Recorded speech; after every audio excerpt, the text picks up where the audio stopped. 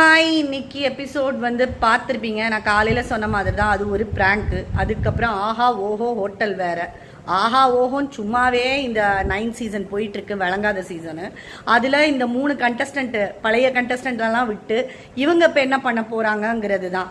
So ஏற்கனவே இப்போ இருக்கிற வாயாடிக்கு இவங்க எல்லாம் ஒரு ஈக்குவல் கொடுக்கணுங்கிறதுக்காக இவங்களை உள்ளே விட்டாங்களான்னு தெரில. ஆனால் பார்வதி இவங்க எல்லாருக்கும் டஃப் கொடுப்பாங்கிற மாதிரி தான் இருக்குது. ஏன்னா திவ்யா போனதுக்கப்புறம் திவ்யா கொஞ்சம் ஓவராக இருக்கிற மாதிரி இருக்குது. தலை போஸ்ட் இருக்கிற வரைக்கும் அப்படி இருக்காங்களா, இல்லை அதுக்கப்புறம் மாறுவாங்களாங்கிறது தெரியல. ஆனால் பாரோட பிஹேவியர் எத்தனை பேருக்கு பிடிச்சிருக்கு? நிறைய பேர் இன்னைக்கு கமெண்ட்டில் வந்துடுவீங்க, பாரு தாங்க கேம் விளையாடுறாங்க அப்படின்னு. ஆனால் ஒரு மனுஷனோட இயல்பு இப்படி தான் இருக்குமா? இப்படி தான் ஒரு மாதிரி ரியாக்ட் பண்ணுவாங்களா? அவங்களோட ஆக்ஷன் இப்படி தான் இருக்குமா அப்படிங்கிறது எனக்கு பெரிய கேள்வியாக தான் இருக்குது.